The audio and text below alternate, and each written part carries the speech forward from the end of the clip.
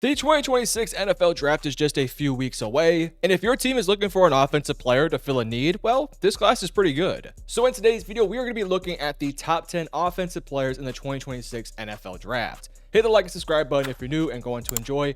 Let's hop into it. And we are going to begin at number 10 with Omar Cooper Jr., the wide receiver out of Indiana. Now, before we get to our number 1, I will hand out a few honorable mentions. These are guys who I really thought could be at number 10, but they just happened to not quite make my list. And also keep in mind that this list is subject to change, and honestly, the rankings are super close, and I don't really have a definitive feel for where the ranking should actually be at. So if there's somebody who you think is supposed to be on the list that's not on the list, on a certain day, they might be in my top 10. It just so happens today that they're not. But Omar Cooper Jr., man, this is somebody that's been flying up boards this offseason, and it felt like it was pretty justified.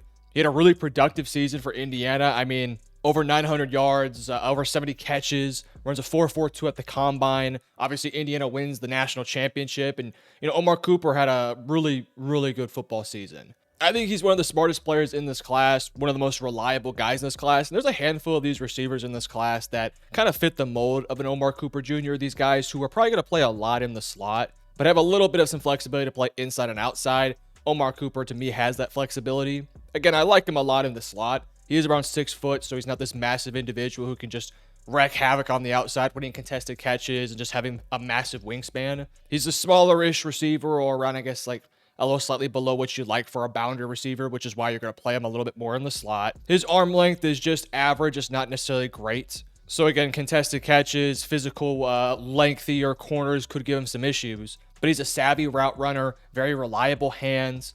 I mean, there's plays out there. Look at the Penn State game, the game-winning touchdown. I mean, that's one of the best catches of the season. He's got good body control. He's really good after the catch. He's a tough, physical, gritty guy that just does everything right, which is like the MO for every single Indiana football player. But that's what you get in Omar Cooper Jr., man. He's just a really good fundamental player that I don't think will ever develop into being a number 1 option for a team, but being a reliable second or a low-end 1, I think he'd be really good. I think he's more of a back of round 1 type of receiver because this receiver class is very good, by the way. Like, there's multiple receivers that did not make my list that I did consider for this list, and we'll talk about a couple of them in the honorable mentions. But I just trust Omar Cooper to translate his game from college to the NFL, hence why he's at my number 10. All right, moving over to number 9, another wide receiver. This time, it's Casey Concepcion, the Texas A&M wide receiver.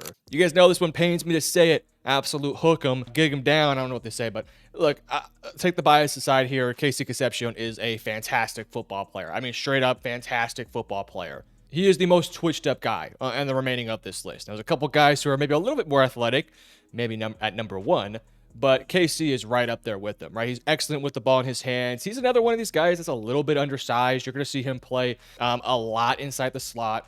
He's 5'11". Unfortunately, he had an injury. I don't know if it's like a massive one. I think it's a little procedure that he's going through right now, which might hurt his stock a little bit. He also didn't test at the combine. I'm not too sure if he tested at his pro day. I haven't looked into that, but yeah, he didn't actually perform at the combine, which was a little disappointing because I feel like if he did do so, which again, maybe it was because he was banged up, I'm not sure. But had he did run that 40-yard dash, I'm thinking he's probably running somewhere in like the low 4.4s or 4.3 range. But he had a really productive year, over 60 catches, over 900 yards, 9 touchdowns on the season. He's an explosive playmaker. Get the ball in his hands. He makes plays with it. Going to work a lot in the slot. He's got a ton of versatility. Like, you can use him on special teams as well. He's got some of the best change of direction skills in this class. Like, his ability to just go from one angle to one angle is pretty unbelievable. Now, he does have some drops on tape. He's had like over 10 drops throughout his career. He's got to clean that up. And he's also a lighter frame guy with a smaller catch radius, so kind of similar to Omar Cooper. Cooper's a little bit more like a thicker built guy. I don't want to call him like a dense build, but he's a little bit denser than KC. KC, while, an average size at 196, he is a little bit lighter. So because of that, contested catches, blocking, things like that aren't really going to be his forte. But again, kind of like Omar Cooper in a similar role, playing him in the slot occasionally, playing him on the outside here and there. He's not really going to succeed a ton against press man coverage, but teams don't run a ton of press man, so I'm not too concerned about it. I just think KC is one of these guys that can thrive versus zone coverage, thrive versus man coverage. Teams are going to love this guy for his ability to get in and out of breaks and be a reliable go-to weapon for a quarterback. And so, again, a team like Carolina that has these 2 big rebounding receivers, and Coker can play a little bit on the inside, I guess, but KC can be that different body type that's a little bit more explosive than your Tet, your Coker, and your Xavier Legetts. But here we go. At number 8, I got Fernando Mendoza. Yes, we will be talking about the Ty Simpson part here in just a second. But look, I have Fernando at number 8, and I want to understand this. I think he's the best quarterback in this class. Again, we'll have the Ty Simpson conversation here in just a few seconds. We'll get to that here in a little bit. But when it comes to Mendoza, I do think he's a good quality prospect. Do I think he's the best number 1 pick ever? Absolutely not. Andrew Luck, Trevor Lawrence, Caleb Williams. I mean, you can keep going down the list. There's a ton of these high-end first overall picks that I would much rather take than Fernando Mendoza. But Fernando is around that range of like where Cam Ward was last year, where it was like Cam Ward, not your typical number 1 pick, but you're okay in this class because of how the board is shaped up and what the number 1 team in the draft needs. And it's the same exact thing here with Fernando Mendoza, where he's going to be ranked probably inside most people's top 5 big boards because, I mean, consensus-wise, he's going to be the number 1 pick. And he's got a lot of excellent qualities to him. He's a very accurate quarterback with a big frame, strong arm, decently mobile for somebody of his size, good processor of the field. But realistically speaking, you also have to talk about the knocks. And this is part of the conversation with Ty Simpson. Fernando Mendoza at Indiana played in a system with a lot of checkdowns, a lot of RPOs, a lot of screens, a lot of quick reads. If you actually sit down and watch every snap of a game for Fernando Mendoza, there's not a lot of times where he has to actually go through and scan the field and get through progressions. Now, when he is asked to do so, you've seen flashes of him being really good at it. But at the NFL level, you're going to be having to scan the field on almost every single play, right? You can't just hit your check down every play in the NFL. You can't just hit the RPOs every play. Sure, an offense will have to throw some of those in there to get them more comfortable. And I look at Fernando Mendoza, and I think he'll easily be able to do so at the NFL level because I think he is a very smart guy who's got a lot of NFL traits to him. But then you look at like Ty Simpson, which is, I guess we can start having that conversation. Simpson is starting to get a lot of this buzz around potentially being one of the top quarterbacks in this class. And by the way, he's my number 2 quarterback, but I don't think he's in the same vein as Fernando Mendoza. Simpson was somebody, though, at Alabama who was asked to make those high-level throws. And honestly, if Ty Simpson was able to carry that success he had early on in the season where he was doing all that high-end NFL stuff and making these tight window throws, going through progressions, doing all that fun stuff, if he was able to carry that over through the entire second half of the season, I mean, he would have been probably a first-round lock, like straight up. But he had, I believe, an illness. I think he was also a little bit banged up, and the Alabama Crimson Tide were pretty shit last year, especially in the second half in terms of a roster. I know they had talent, but like they didn't really perform up to par. So Simpson did kind of have that second half slump, I guess you could call it, that has pushed him into these conversations. But yeah, I think Fernando is the better prospect. He's got the bigger arm, the bigger NFL frame, just in my opinion, a higher ceiling while also having a potentially higher floor. So that's why Fernando's on this list. Now, I think there's better players and there'll be guys on this list who will have better careers than Fernando, but the quarterback position is such a valuable position. It's not even close. Like a top-ranked wide receiver or running back compared to a top-ranked quarterback, you're going to take the quarterback 9 times out of 10. So that's why Fernando's going number 1. And I think he's a good, reasonable number 1 pick in this class. I think he's going to have a really good NFL career where he starts for multiple seasons. And yeah, I think Fernando's the better prospect than Ty Simpson. Not say that if you think Ty Simpson's better, you're wrong. It's just the simple fact of like, you got to weigh the cons with Simpson while also weighing the pros. Same with Fernando Mendoza. So he's at my number 8. Again, he will be the number 1 pick, and rightfully so. Moving over to number 7, I have Carnell Tate. So I am going to be a kind of a loner on this one in some ways. I'm sure I'll get a little bit of pushback in the comments, and that's totally fine because, film is subjective and opinions of players is subjective. I'm not as high on Carnell Tate as I am a couple other receivers in this class, and it does feel like, and I would venture to probably put money on it, that Tate is going to be the number 1 receiver taken off the board. And I can understand why. We're going to talk about a couple other receivers on this list here in a second that have some massive question marks on their name. Carnell Tate doesn't have a ton of those same question marks, right? He's 6'2", 192 pounds. He ran a 4.5. I think he runs, around like 4.49. He's very explosive. He can get in and out of breaks, contested catches, reliable hands. That's kind of his MO. One of the best down the field threats in this class. I think he's a solid enough route runner, pretty nuanced for the position, but there are a couple small little questions to ask about him. He's a bit of a lighter frame guy that's easy to tackle, not much of a yards after catch guy, and he's also never been asked to be a number 1 receiver for his team, right? Which is kind of my biggest knock on him, that and the yards after catch ability. I do think yards after catch is a skill set that is required for a number 1 receiver on a team. You look at like CeeDee Lamb, AJ Brown, Jamar Chase, Justin Jefferson, Tyreek Hill in his prime. All those guys are really good with the ball in their hands. Now, some are better than others, for sure. Like you look at Tyreek Hill, he's really good. And like prime DeAndre Hopkins, while very, very good, wasn't as good as like a prime Tyreek. But I still think you have to be good at it. And Cardell Tate's just not good at it. He gets tackled very easily. Not great contact balance with the ball in his hands. And I think that does limit him a tad bit. I like Cardell Tate specifically for a team that already has a number one. Like if you're putting him in New York with either Garrett Wilson or Malik Neighbors, that would be unbelievable for him to be that second option to those number one superstars. And, you know, when Garrett or Neighbors or whoever might be the number one goes down, Cardell Tate can then fill in and be the number one option. I've heard a little bit of buzz about the Dallas Cowboys, depending on what happens with George Pickens. I mean, a duo of CeeDee Lamb and Cardell Tate would be great. What I do worry about with Cardell Tate, though, is that if a team like, let's say the Tennessee Titans or the Cleveland Browns that are looking to draft a receiver to be their number one option, and they're going to ask Cardell Tate to be that number one guy, I just feel like they're going to be potentially, I want to emphasize potentially here because he is an Ohio State receiver. You can never doubt these guys. But I do potentially believe that you might be a tad bit disappointed when he doesn't become like a top 10 NFL receiver. Again, I just think he has a couple cons to his game, right? Really handling physicality with his lighter frame and his inability to make anything after the catch really happen that could limit him from being a number one.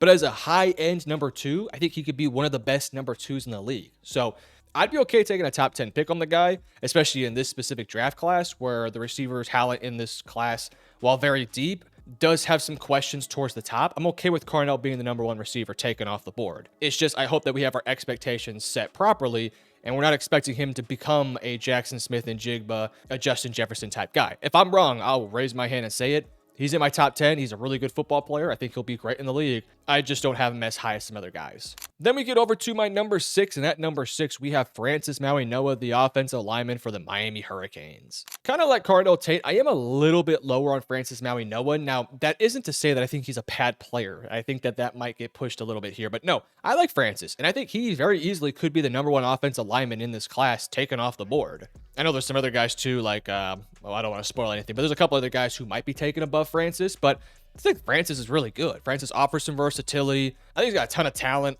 Big, tall, lengthy individual. He's a natural knee bender, a really strong, firm anchor, physical, violent hands that when they hit properly, like it stuns people, it moves people around. In the run game, he can be a bit of a mauler. He's got a very aggressive personality, which is kind of a con at times because there's moments where he could be a little too over-aggressive and guys can use that over-aggressiveness to their benefit on the defensive line. His hand usage is a little bit up and down, and I do think he might be a better guard than tackle. I think his movement skills are good enough, and I think he can get in and out, handling speed rushers. I think speed rushers will have a better time against him than somebody else in this class who we'll get to here in a little bit, but I still think he can handle everything at an offensive tackle level. He's a high-end football player that I think can play offensive guard. I think he can play a little bit of some tackle. You know, there's 5 positions on the offensive line. He can fit into one of those spots. I just don't have a ton of questions about him. I just also don't know if I'm ever going to look at Francis and say that he can be a superstar necessarily, but I could be wrong. I don't know. I don't really have like a strong opinion on Francis Maui-Noah. I think he's a good player who's been good for Miami for multiple seasons, has gotten better every single year, and is going to get to the NFL and be, probably a 5+ year starter in the league that's solid his whole career. Maybe at times really, really good. Maybe a Pro Bowl here and there. I think it's totally possible. 100%. So a very technically sound player that I like a lot. Moving over to number 5, I got Makai Lemon. Yes, I do like Makai a little bit more than Cardell Tate, but you're not probably taking Makai Lemon over Cardell Tate because Makai Lemon's going to do most of his damage as a probably slot receiver. Now, he can go a little bit on the outside here and there, but you're going to use him pretty often as like a slot weapon. Right, the comparison to Amon-Ra St. Brown is pretty justified. They're both smaller receivers, both came from USC, ironically. Reliable, over-the-middle type of guys, dudes that do a lot of their damage out of the slot. Very physical, very nasty, not afraid to get their nose dirty in the run game as a blocker, things like that, right? There's a lot of those big-time comparisons, but he is a smaller receiver at about 5'11", 192. Compare that to Cardell Tate, who's around 6'2", 6'3", 190. Cardell's a little bit longer, a little bit more rangier, offers more variety, and again, is a boundary receiver. So you're going to prioritize that boundary receiver over a slot receiver, specifically in this draft class too, because there is a number of high-end slot receivers in this draft class. Skylar Bell is really good. Antonio Williams can be very good. Omar Cooper, Casey Conception, we talked about them. They could all be very good. So justifiably, I think you can take Carnell Tate over Mekhi Lemon. It's just I think Mekhi Lemon's a better player, right? I think Mekhi Lemon, what he does is very Amon-Ra St. Brown-like. He's explosive with the ball in his hands. He's tough. He's physical. He's competitive at the catch point. He catches damn near everything. He's good with the ball in his hands. He's just a chains mover type guy that occasionally will give you some big time splash plays, just like Amon-Ra St. Brown in a lot of ways. But also, like Amon-Ra, you're not going to give him a ton of contested catch snaps because that's not really where his game is best set at. You're not going to throw jump balls for him. He will struggle a little bit versus longer, rangier corners. And against press coverage, which again is very difficult from the slot, but against press, he will struggle occasionally to get off of it just because he's not the biggest or longest guys. But if I'm a team out there that needs a slot weapon, man, I'm just watching Detroit football and seeing how they deploy Amon-Ra St. Brown and doing the exact same thing with Mekhi Lemon.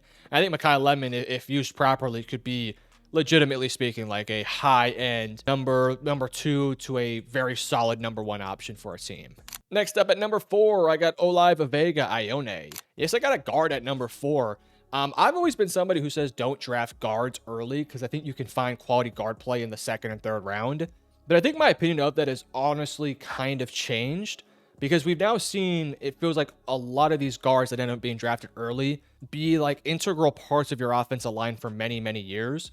Look at Quentin Nelson for the Colts. Look at Tyler Booker for the Cowboys. Look at Peter Skoronski for the Tennessee Titans. It took a few years, but he's gotten there. When you take offensive guards early, they typically pan out. So I'm a little bit more okay with Vega being higher on my list because I think he's another one of these big, massive, strong, physical guards that is a high-end player that should honestly be taken somewhere in the middle of round 1.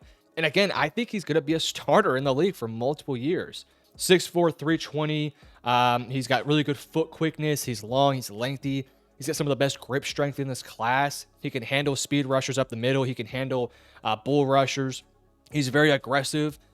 He does a couple little kinks he can work out, but all the flaws I have with him are things that I think he can get coached into him, right? Understanding, stunts a little bit better, knowing when to throw his hands, have pad level a little bit lower, things like that. But if he goes to the right team, I mean, he's going to be a fantastic football player. You put him in Los Angeles, you put him in Philadelphia, you put him in, I don't know, I guess Detroit doesn't need a guard anymore, but a team like that, you put him in a team that needs guard play, like Vega-Ioane, the New York Jets would be great for him. I mean, he can be a really just solid football player.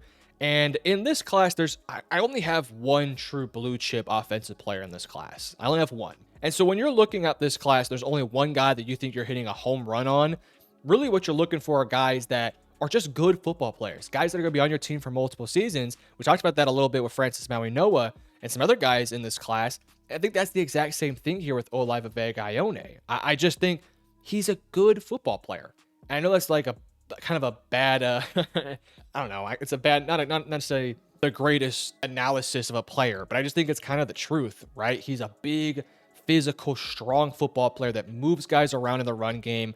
It's hard to get a bull rush on in the pass game. He's gonna be a dude who probably ends up giving up like 1 to 2 to 0 sacks a season. Just a reliable guard that might make Pro Bowls, might be of that level. And I'm okay taking that guy inside the top 15. And that's where I'm at with Vega-Ioane.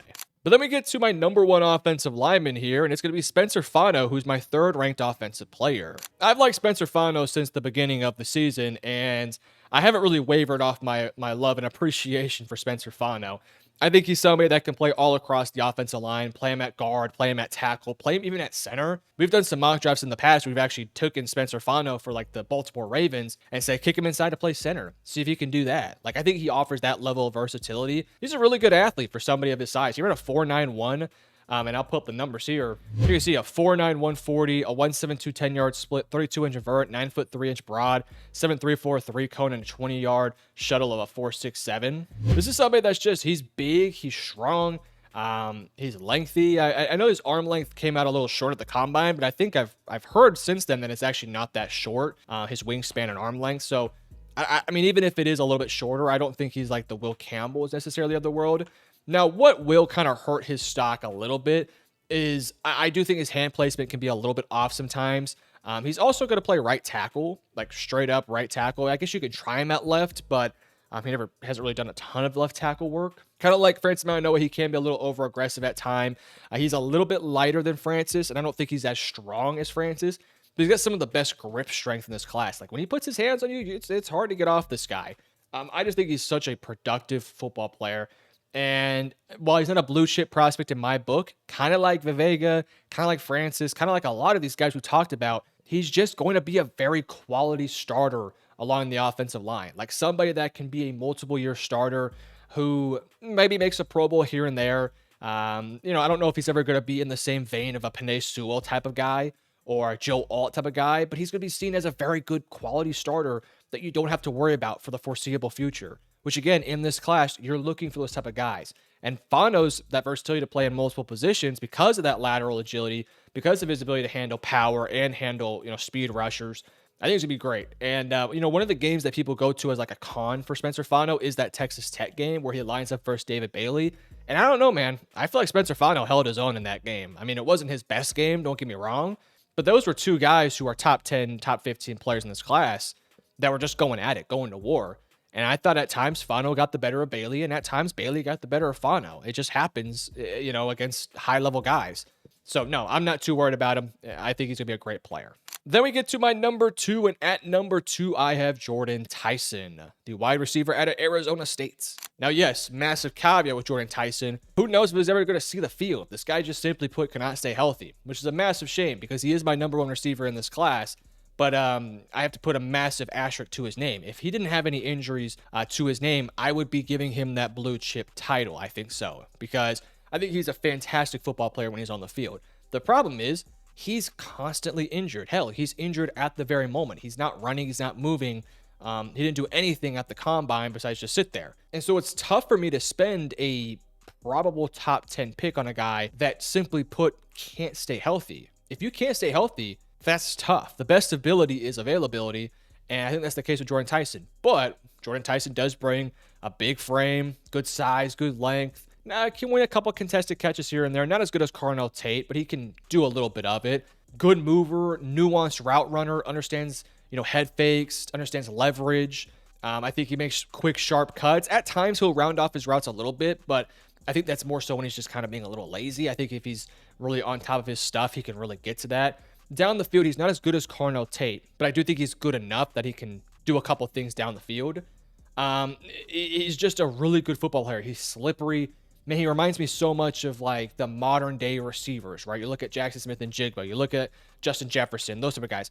He plays just like them, like very much so. You can see a lot of similarities. It just comes down to can he stay healthy? If he's healthy, he's my number 1 receiver, and that's why he's at my number 2. But if he can't stay healthy, then I'm more tthan okay taking Carnell Tate or Mekhi Lemon over him. Before we do get into our final number 1 player, which I think we all know who it's going to be, but I do want to briefly just hand out a couple honorable mentions. These are guys who I did consider for my list, but ultimately they did not make it. Monroe Freeling, probably going to end up being a top 15 pick in this class. He's got a lot of good game to him. Good athlete, good movement skills, good frame, good size. I think he's just not the most nuanced player for the position right now and probably needs a year or two of full-time development. Kenyon Sadiq, a freaky athletic tight end. I'm not a big fan of freaky athletic tight ends. I like more of the George Kittles and Sam Laporta type of guys, but I can see the upside of him and for sure think he's a top 20 player in this class. Caden Proctor, kind of an underrated player in my opinion, has the versatility to play inside and outside. Big individual, as we all know, 6'6", 352 pounds. But I think he's strong. I think he's physical and offers some versatility. And then we get to Ty Simpson, man. Ty Simpson, an overhated player in my opinion. No, he's not as good as Fernando Mendoza, but I do think he's a potential starting quarterback in the NFL. So I'll leave it at that. But then we get to my number 1, and at number 1, I got Jeremiah Love. Yeah, man, Jeremiah Love is the complete package for a player. He is the only offensive player in this class that I deem as a blue chip prospect. And by the way, in this entire draft class, I think there's really only 3 blue chip prospects, maybe 4. Those being Jeremiah Love, Caleb Downs and like Sonny Styles, and maybe Arvell Reese is in that conversation as just being a blue chip weapon, I suppose. But not a ton of blue chippers in this class. And you look at the blue chips I just mentioned there, you got a running back, a linebacker, and a safety, and potentially another linebacker and Arvell Reese if you throw him in there. So not a ton of like high-end blue chip prospects in high-end positions, but Jeremiah Love is to me the one of the best players in this class, no doubt about it. Do I think he's as good as like a Bijan Robinson? And I'll take my bias aside here. No, I don't think he's as good as Bijan. Do I think he's as good as Saquon Barkley? Probably not. But do I think he's better or in the same vein of an Ezekiel Elliott, an Ashton Genty, some of those sort of guys? Yeah, I think so. I 100% think so. He's got a good frame, 6 foot 212. He's a freaky athlete, can run a 4.3. I wish he would have actually tested his jump, his vertical and broad jump, because he didn't test it, which is such a shame because you watch him on film, man, he just jumps over people with ease. I think he would have easily had around a 40-inch vert. I mean, this guy's a freaky athlete. Good length, good size.